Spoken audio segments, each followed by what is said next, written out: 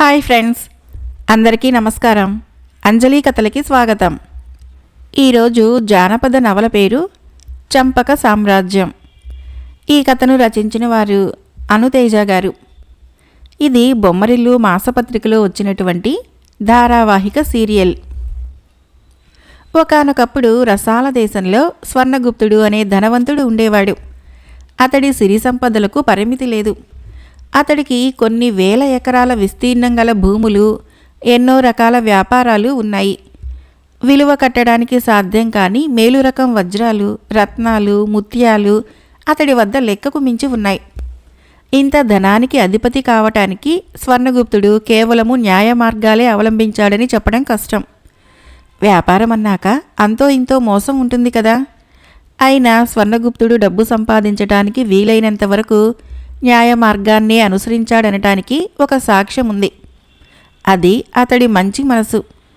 స్వర్ణగుప్తుడి సహాయంతో ఎందరో పేద విద్యార్థులు పెద్ద చదువులు చదువుకున్నారు. అతడి సాయంతో ఎందరో చిన్న చిన్న వ్యాపారాలు ప్రారంభించి క్రమంగా పెద్దవారయ్యారు.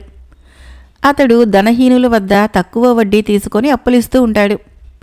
ఇవన్నీ కాక దరిద్రుల కోసము అతడు తరచుగా అన్నదానాలు చేస్తుంటాడు. స్వర్ణగుప్తుడు మంచివాడనటానికి కేవలము ఈ దానాలు, సహాయాలు మాత్రమే కారణం కాదు. అతడిలో ప్రేమ ఉంది. హృదయంలో ప్రేమ ఉన్న ఏ మనిషి కూడా చెడ్డవాడు కాలేడు కదా. మరి స్వర్ణగుప్తుడి ప్రేమైతే ఇంతా అంతా కాదు. ప్రేమించిన వ్యక్తి కోసము ఎవరినీ లెక్క చేయడని నిరూపించడం కోసమేనేమో అతడు చంపకను ప్రేమించాడు. చంపక చాలా సామాన్య కుటుంబంలో పుట్టింది. ఆమె తండ్రి ఒక పేద రైతు. రోజంతా రెక్కలు ముక్కలు చేసుకుని కష్టపడితే ఆ కుటుంబానికి కడుపు నిండా తిండి వచ్చేది. అయితే చంపక అతిలోక సౌందర్యవతి. ఆమె అందాన్ని చూసి ఎందరో యువకులు పెళ్లి చేసుకుంటామని ముందుకు వచ్చారు. వారిలో స్వర్ణగుప్తుడు ఒకడు. కానీ మిగతా వారిలా కాక అతను నేరుగా ఆమెను కలుసుకొని తన గురించి చెప్పుకొని, నేను నిన్ను ప్రేమిస్తున్నాను, నీక్కూడా నేనంటే ఇష్టమైతే నా యావదాస్తిని నీ పాదాల ముందుంచి జీవితాంతము నీకు సేవకుడిలా బ్రతుకుతాను, మన పెళ్లికి ఒప్పుకో అని కోరాడు. స్వర్ణగుప్తుడు అందమైనవాడు, మాయామర్మం లేనివాడు. చంపకతడంటే ఇష్టపడటంలో ఆశ్చర్యమేముంది. వారిద్దరికీ పెద్దల సమ్మతి మీద వివాహం నిశ్చయమైంది. అయితే స్వర్ణగుప్తుడు వ్యాపారి, చంపక రైతు బిడ్డ. ఇద్దరు కులాలు ఒకటి కాదు. అందుకని స్వర్ణగుప్తుడి బంధువులంతా ఈ పెళ్లి తగదని చెప్పారు. అతడితో తెగతెంపులు చేసుకుంటామని బెదిరించారు. బోలెడు డబ్బుంది కాబట్టి కులంలోని వారినే నలుగురు పిల్లల్ని పెళ్లి చేసుకుని విలాస జీవితం గడపమని వారు స్వర్ణగుప్తుడిని ప్రోత్సహించారు. దేనికి స్వర్ణగుప్తుడు చెలించలేదు. అతడు చంపకను పెళ్లి చేసుకున్నాడు. ధనవంతుడితో విరోధమెందుకని ఆ తర్వాత బంధువులందరూ కూడా అతడితో తెగతెంపులు చేసుకోకుండా మంచిగానే ఉన్నారు. చంపకను వివాహం చేసుకున్నాక స్వర్ణగుప్తుడి దశ ఇంకా ఉన్నత స్థాయిని చేరుకుంది.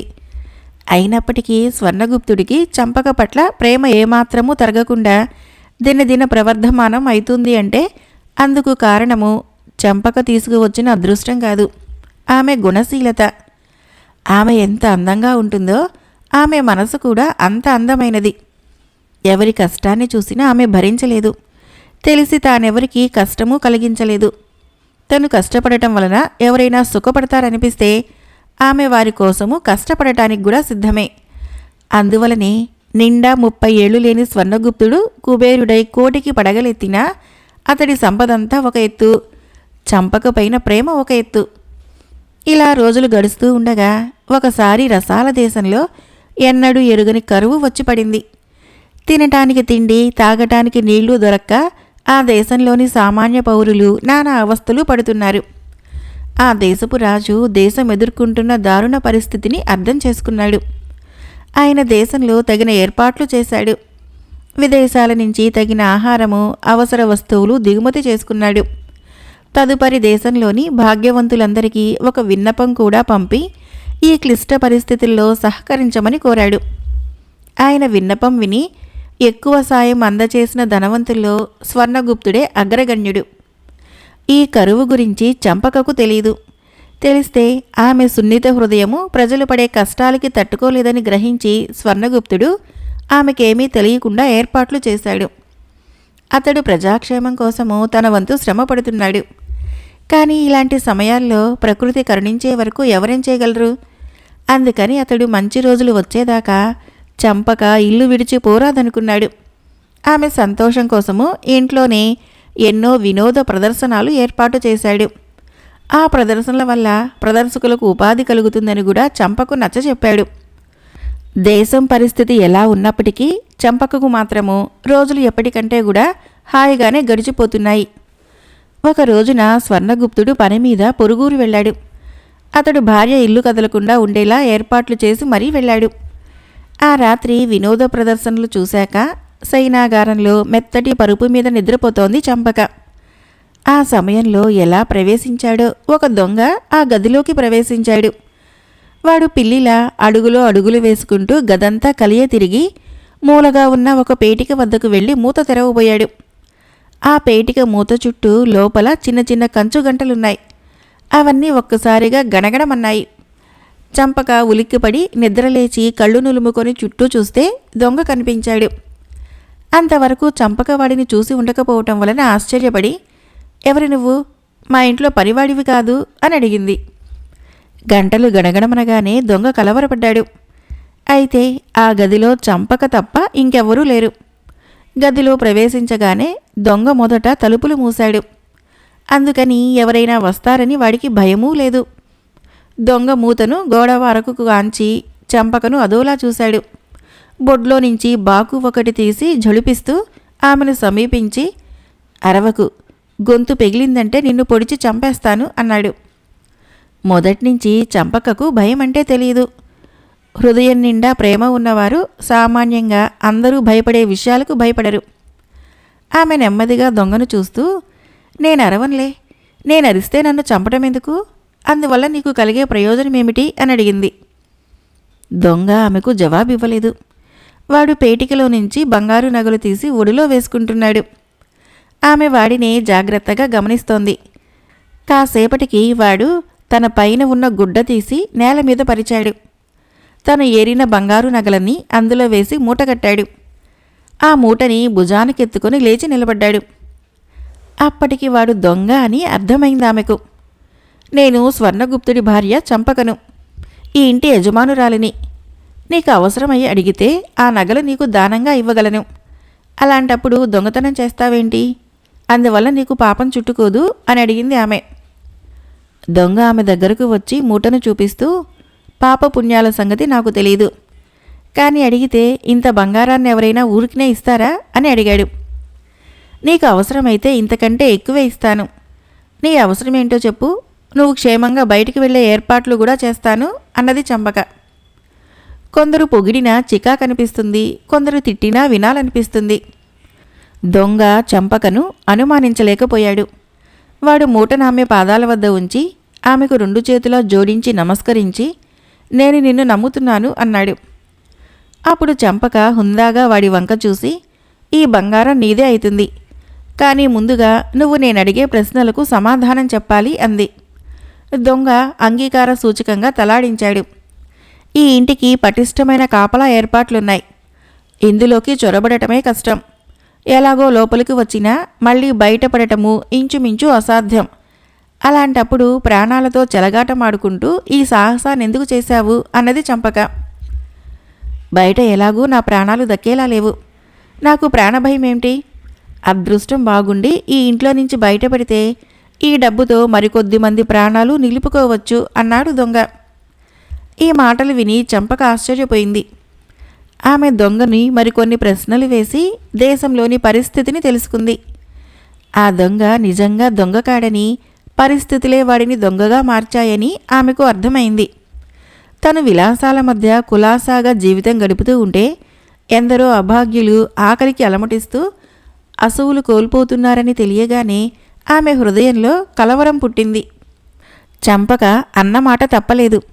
ఆమె దొంగకు బంగారాన్ని ఇచ్చి క్షేమంగా బయటికి పంపింది. వెళ్ళేటప్పుడు దొంగ ఆమెతో, ఇంత చల్లని మనసున్న తల్లివి, ఈవేళ నన్ను కాపాడావు. కానీ నా వంటి అభాగ్యులు వేల సంఖ్యలో ఉన్నారు. వాళ్ళందరికీ కూడా ఏదైనా దారి చూపించలేవా అన్నాడు. ఆ మాటలు ఆమె హృదయంలో బలంగా నాటుకున్నాయి. దొంగను పంపించి వేశాక అంతకాలము తనకు నిజం తెలియనివ్వనందుకు పరిచారికలను ఆమె కోప్పడింది. చేసేది లేక వాళ్ళు స్వర్ణగుప్తుడి ఆజ్ఞ మేరకు తామలా చేసినట్లు చెప్పారు. అసలు సంగతి అర్థమైన చంపక పరిచారకులను పంపివేసి ఒంటరిగా మంచం మీద పడుకుని తీవ్రంగా ఆలోచించసాగింది. తనకు అంతులేని భోగభాగ్యాలున్నాయి. తన చుట్టూ అభాగ్య జీవులున్నారు. తను పన్నీటితో స్నానం చేస్తోంది. ఆ అభాగ్యులకు దుఃఖించటానికి కన్నీళ్లు కూడా లేవు. వాళ్లకు సాయపడితేనే తన జీవితానికి, సంపదకు నిజమైన సార్థకత లభిస్తుంది. అయితే అందుకు తనేం చేయాలి? ఆ రాత్రల్లా ఆమె కంటి మీద కునుకు లేదు. తెల్లవారుజామున కన్ను మూతపడితే అందులో ఒక చిన్న కల. ఆ కలలో అందాలు చిందే నగరం ఒకటి ఆమెకు కనపడింది. ఆ నగరము పేరు చంపక నగరమట. ఆ పేరు వినగానే ఆమెకు మెలకువ వచ్చింది. అప్పుడు ఆమె తను చూసిన నగరాన్ని గుర్తుకు చేసుకుంది. కళ్లకు కట్టినట్లు ఆ నగరపు రూపురేఖలు ఆమెకిప్పటికీ తెలుస్తున్నాయి. దాంతో తనేం చేయాలో ఆమెకు తెలిసిపోయింది. స్వర్ణగుప్తుడు పొరుగుళ్ళో తన పని ముగించుకొని వచ్చాడు. చంపక ఉదాసీనంగా ఉన్నట్లు తోచి కారణం అడిగాడు. ఆమె నవ్వి, మీ ప్రేమ ఎంతో గొప్పదని నాకు తెలుసు. అయినా మీ ప్రేమకు పరీక్షా సమయం వచ్చింది అన్నాడు. స్వర్ణగుప్తుడు ఆశ్చర్యపడి, ఈరోజు కొత్తగా మాట్లాడుతున్నావు. నా హృదయ సామ్రాజ్యానికి పట్టమహిషివి. నీకేం కావాలో చెప్పు, నిమిషాల మీద తెప్పిస్తాను అన్నాడు. ఇది నిమిషాలలో జరిగే పని కాదు, సంవత్సరాలు పట్టవచ్చు.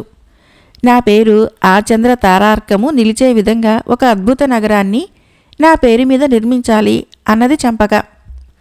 క్షణం పాటు నిశ్చేష్టుడయ్యాడు స్వర్ణగుప్తుడు. కాసేపటికి తేరుకుని, ఒక మహానగరంలో చిన్న భాగాన్ని నేను. నగర నిర్మాణము నా వల్ల అవుతుందా అన్నాడు దిగులుగా. అయితే చంపక అన్నీ ముందుగా ఆలోచించుకునే ఉన్నది. ఆమె నవ్వుతూ, అందుకేగా మీ ప్రేమకు పరీక్ష వచ్చిందన్నాను. ఆలోచించండి. చెరకాటవీ ప్రాంతాల మనకు కొన్ని వేల ఎకరాల భూమి ఉన్నది. అక్కడ మన నగర నిర్మాణం అవుతుంది. ఆ నగరము ప్రపంచానికే ఆదర్శం కావాలి. నగరం చుట్టూ పంట పొలాలుండాలి. నగర వీధులు పథకం ప్రకారం నిర్మించబడాలి. ఒక వీధిలో వ్యాపార కేంద్రాలు, ఒక వీధిలో వినోదశాలలు, ఇలాగన్నమాట. నగరం మధ్య విశాలమైన అందాల పూదోట. నాగరికులు సాయం సమయాల్లో వనవిహారం చేసేటందుకు వీలుగా ఉండాలి ఆ పూదోట. నివాస గృహాలన్నీ ఒక ప్రాంతంలో ఉండాలి. ఆ నగరవాసులకి ఆకలి దప్పుల బాధలు ఉండకూడదు. పేదరికము వారి దరికి రాకూడదు. ఆ నగరంలో స్థలం కావాలనుకునే వ్యాపారులు, ఇతరులు దరఖాస్తులు పెట్టుకునేటందుకు గాను దేశమంతటా దండోరా వేయించి ప్రచారం చేయించాలి. నగర నిర్మాణ పథకానికి అద్భుత శిల్పులని ఎన్నిక చేసుకోవాలి అని చెప్పింది. అప్పటికి విషయము స్వర్ణగుప్తుడికి అర్థమైంది. నగర నిర్మాణపు వ్యయమంతా తానే భరించనవసరం లేదు. నగరంలో పౌరుడు కావాలనుకునే ప్రతి వ్యక్తి కొంత పెట్టుబడి పెడతాడు. ఏటొచ్చి తను మాత్రము కొందరు ధనహీనుల కోసము కొన్ని సామాన్య గృహాలని నిర్మించాలి. స్వర్ణగుప్తుడు నగర నిర్మాణానికి సంకల్పించి ఆ దేశపు రాజును కలుసుకుని తన పథకాన్ని వివరించి, ఈ పని వలన ఎందరికో జీవనోపాధి కలుగుతుంది. దేశంలోని ధనికులు పేదవారికి పని కల్పించవచ్చు అన్నాడు. రాజు అంగీకరించి రాజశిల్పిని పంపి స్వర్ణగుప్తుడి పథకానికి తోడ్పడవలసిందిగా ప్రోత్సహించాడు. రాజశిల్పి, చంపక, స్వర్ణగుప్తుడు కలిసి కూర్చొని నగర నిర్మాణ పథకానికి తుది మెరుగులు దిద్దారు. అంతే, శరవేగంతో నగర నిర్మాణ కార్యక్రమము ప్రారంభమైంది. 5 సంవత్సరాల కల్లా అద్భుతమైన అందాల నగరంగా చంపక నగరం తయారైంది. అప్పటికి చంపకకు ఆనందుడనే 4 ఏళ్ల కొడుకున్నాడు. ఆమె వాడిని తీసుకొని నగరమంతటా తిరిగి వచ్చి, నేను కలలో చూసిన దానికంటే గొప్పగా ఉంది. మీకెలా కృతజ్ఞతలు చెప్పుకోవాలో నాకు తెలియటం లేదు అన్నది. ఆశయం నీది, ఆశయాన్ని బట్టే ఫలితం ఉంటుందని. నీ ఆశయం గొప్పది, అందుకే ఫలితం గొప్పగా ఉంది అన్నాడు స్వర్ణగుప్తుడు. నగరం మధ్యలోని అందాల పూదోటకు దగ్గరలోనే స్వర్ణగుప్తుడి నివాస భవనము నిర్మించబడింది. ఆ దేశపు రాజు చేత నగరానికి ప్రారంభోత్సవం జరిగాక స్వర్ణగుప్తుడు తన భవనంలో ఆయనకు, ఎందరో ప్రముఖులకు, శ్రేయోభిలాషులకు, నగర నిర్మాణంలో తనకు సాయపడిన వారందరికీ విందు చేశాడు. అందరికీ పేరు పేరున కృతజ్ఞతలు చెప్పుకున్నాడు. మహారాజుతో సహా అంతా కూడా ఎంతోమంది పేద ప్రజలకు ఉపాధి కల్పించి కరువు కాలంలో వాళ్ళ ప్రాణాలు నిలబెట్టిన ఈ నగర నిర్మాణ పథకాన్ని ఊహించిన చంపక పేరు భూమి మీద చిరస్థాయిగా నిలిచిపోతుంది అని ఏకకంఠంతో అంటూ ఉంటే ఒక యువకవి ఆవేశపడుతూ లేచి, నాకు మాత్రము ఒక అపశృతి ధ్వనిస్తోంది అన్నాడు. కొందరు ఆశ్చర్యపడ్డారు, ఇంకొందరికి కోపం వచ్చింది. స్వర్ణగుప్తుడు మాత్రము శాంతంగా, అదేమిటో నిర్భయంగా చెప్పు అన్నాడు. నగర నిర్మాణము శ్రమజీవుల కృషితో జరిగింది. వారు లేకుంటే ఒక్క ఇటుక కూడా కదలదు కదా. వారినెవరూ స్మరించక నగరానికి చంపక అన్న పేరు పెట్టారు. ఇది మీకెవరికీ తప్పుగా అనిపించడం లేదా అన్నాడు ఆ యువకవి ఆవేశంగా. ఈ మాటలు వింటూనే స్వర్ణగుప్తుడి ముఖము పాలిపోయింది. రాజు నొచ్చుకున్నాడు. సభలోని కొందరు అసూయాపరులు మనసులోనే సంతోషించారు. మొత్తం మీద ఆ సమయంలో మౌనంగా ఉండిపోతే, అయితే ఆ నగరానికి ఏం పేరు పెట్టాలని నువ్వనుకుంటున్నావు అని స్వర్ణగుప్తుడు ఆ కవిని అడిగాడు. శ్రామిక నగరం అన్నాడు యువకుడు. అప్పుడు రాజాస్థాన విదూషకుడు లేచి, శ్రమకు ఈ విధంగా గుర్తింపు కలిగించాలనుకుంటే ప్రపంచమంతటా శ్రమ ఒక్కటే మిగిలి పరిశ్రమ లేకుండా పోతుంది. శ్రమ గుర్తింపు ఫలితంలో ఉంటుంది. రైతు శ్రమకు ఫలితంగా ధాన్యం వస్తుంది. ధాన్యాన్ని ధాన్యమని అంటాం, శ్రమ అనం. నీటి బొట్టును సముద్రంలో పడవేస్తే నీరే అవుతుంది. ముత్యపు చిప్పలోకి నడిపిస్తే ముత్యమైతుంది.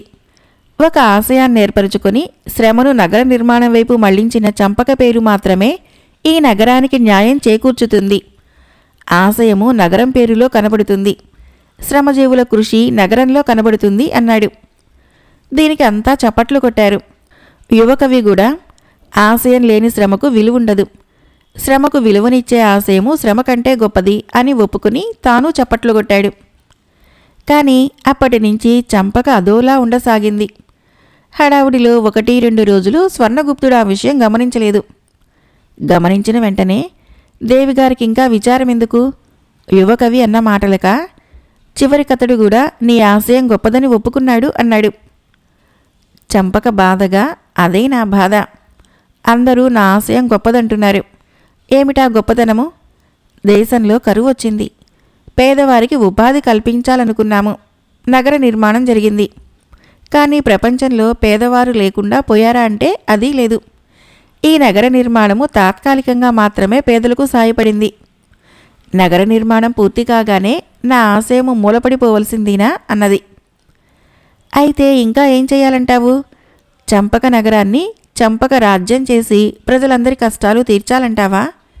మనము సామాన్యులం, మనకలాంటి కోరికలుండకూడదు అన్నాడు స్వర్ణగుప్తుడు. రాజ్యాలనే కొనగల సమర్థులు మీరు.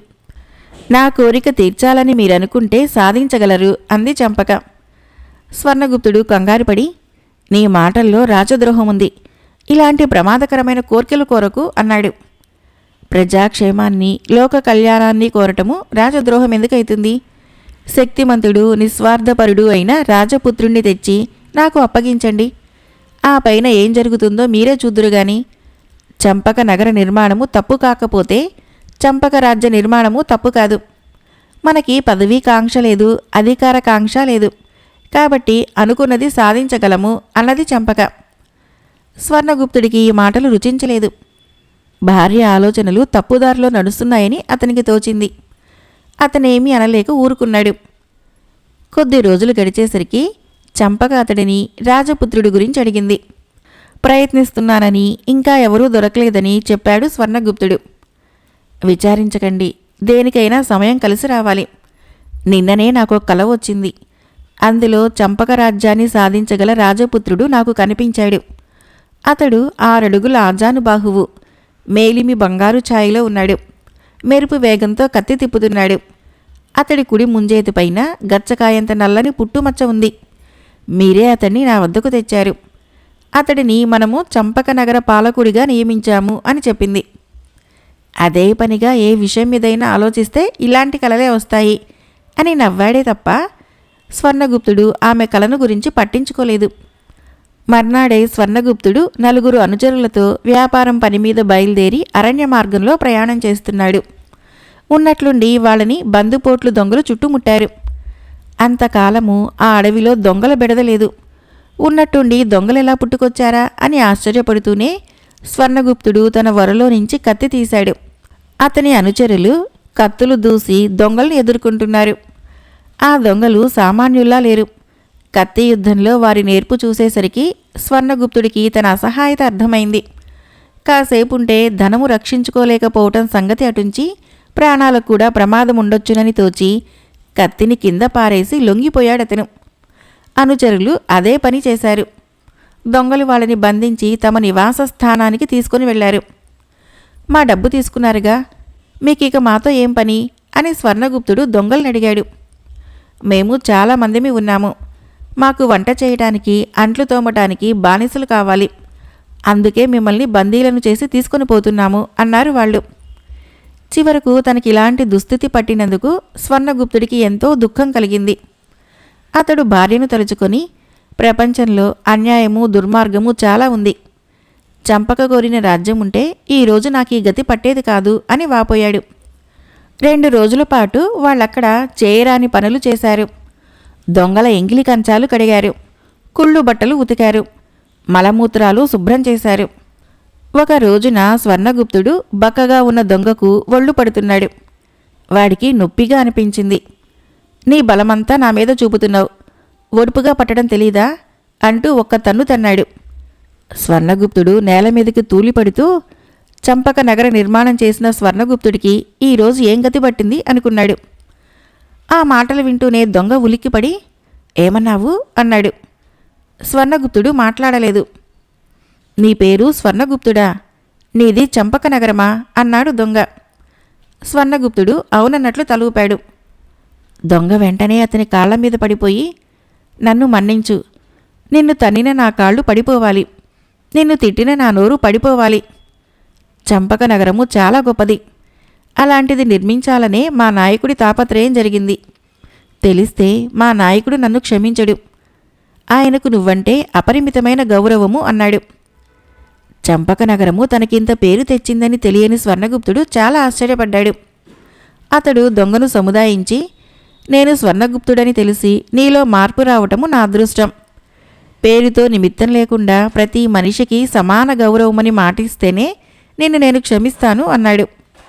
దొంగ అలాగే మాటిచ్చి స్వర్ణగుప్తుడిని దొంగల నాయకుడి వద్దకు తీసుకుని వెళ్ళాడు. నాయకుడు స్వర్ణగుప్తుడికి క్షమాపణ చెప్పుకొని, నా వలన జరగకూడని పొరపాటు జరిగింది.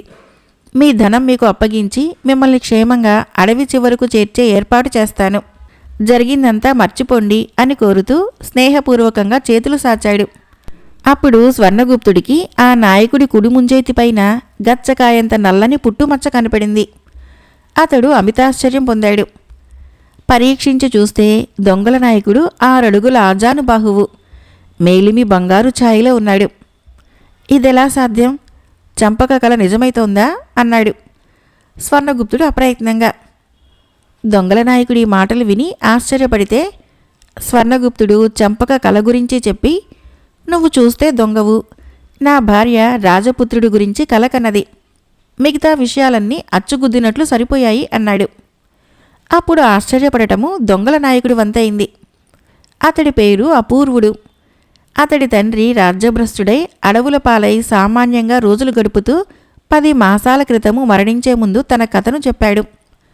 తానొక రాజకుమారుడినన్న విషయము తెలియగానే అతడు తిరిగి తన రాజ్యాన్ని సంపాదించాలనుకొని శక్తి సామర్థ్యాలని తెలివిని ఉపయోగించి జనాన్ని ధనాన్ని కూడబెడుతున్నాడు. అంటే నువ్వు రాజపుత్రుడివే కానీ దొంగవు కాదన్నమాట. నాతో వచ్చి నా భార్యను కలుసుకో, ఇద్దరి ఆశయాలు ఫలించవచ్చు.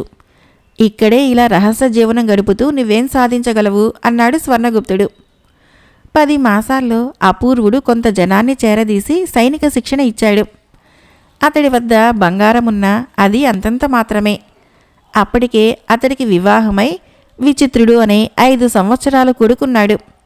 తాను విడిగా సాధించగలిగింది తక్కువని స్వర్ణగుప్తుడితో కలవటమే మంచిదని తోచగా, స్వర్ణగుప్త, విధి కావాలని మనల్ని కలిపినట్లు తోస్తోంది. నేను మీతో రావడానికి ఇష్టపడుతున్నాను అన్నాడు. అపూర్వుడు తన పరివారంతో కలిసి స్వర్ణగుప్తుడి వెంట తరలి వెళ్ళాడు. అతన్ని చూస్తూనే చంపక గుర్తుపట్టి, నిన్ను కలలో చూశాను, ఇప్పుడు వాస్తవంలో చూస్తున్నాను, చాలా ఆశ్చర్యంగా ఉంది అన్నది. అపూర్వుడు చంపక అద్భుత సౌందర్యానికి దివ్య తేజస్సు జత కావటం గమనించి అప్రయత్నంగా చేతులు జోడించి నమస్కరించాడు. 3 రోజుల పాటు చంపక, స్వర్ణగుప్తుడు, అపూర్వుడు మంతనాలు జరిపారు. అప్పటికి అపూర్వుడికి చంపకపై ఆరాధ్యభావము అపారంగా పెరిగిపోయింది. అతడు ఆమెకు పాదాభివందనం చేసి, తల్లి, నువ్వు సామాన్య స్త్రీవి కాదు, కారణజన్మురాలివి. నీలో నాకు జగన్మాత కనిపిస్తోంది. ఇక నాకు నీ ఆశయ సాధనే లక్ష్యం. నువ్వు కోరినట్లు చంపక రాజ్యమే కాదు, చంపక సామ్రాజ్యాన్నే సాధిస్తాను. అయితే రాజ్య విస్తరణ కాంక్ష నాలో లేదు. అన్నార్తులు, అనాథులు, అభాగ్యులు లేని సామ్రాజ్యం స్థాపించాలన్న నీ ఆశయాన్ని నెరవేర్చటమే నా ధ్యేయము అన్నాడు. అపూర్వుడు నగరపాలకుడయ్యాడు. వెంటనే కొత్త కట్టడాలు ప్రారంభమయ్యాయి. నగరం మధ్యలో రాజభవనం నిర్మించబడింది. దాని చుట్టూ ఎత్తైన ప్రహరీ గోడ చుట్టూ లోతైన కందకాలు. సంవత్సర కాలంలో చంపక నగరము శత్రు దుర్భేద్యంగా తయారైంది. అపూర్వుడు అంతటితో ఊరుకోలేదు. సుశిక్షితులైన సైనికుల సాయంతో అతడొక గ్రామాన్నే ముట్టడించి తన ఆశయాలు చెప్పి రక్తపాతం లేకుండా తన వశం చేసుకోసాగాడు. చంపక పేరు, ఆశయము, అపూర్వుడి చిత్తశుద్ధి కారణంగా క్రమంగా గ్రామాలు, నగరాలు ఒక్కొక్కటిగా అతని ఏలుబడిలోకి రాసాగాయి.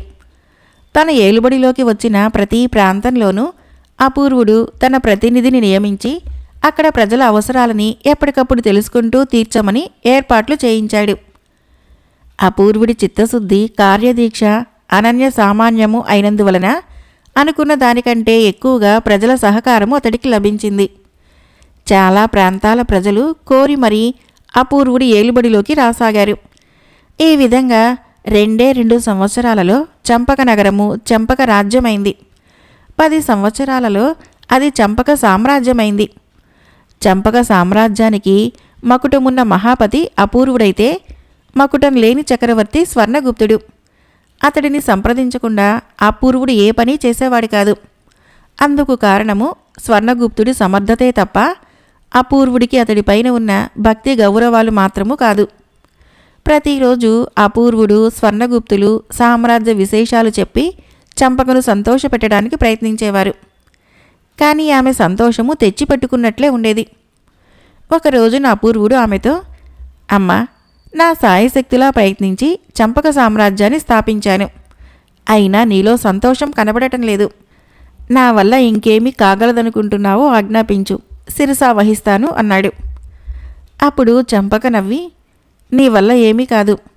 నా ఆశయ సాధనకు వేరే వ్యక్తుల్ని ఎన్నుకున్నాను, నువ్వు నిశ్చింతగా ఉండు అన్నది. చంపక నగరాన్ని చంపక సామ్రాజ్యంగా విస్తరింపజేసిన తన వల్ల కాని పని చేయగల వ్యక్తులెవరు అని ఆశ్చర్యపడ్డాడు అపూర్వుడు.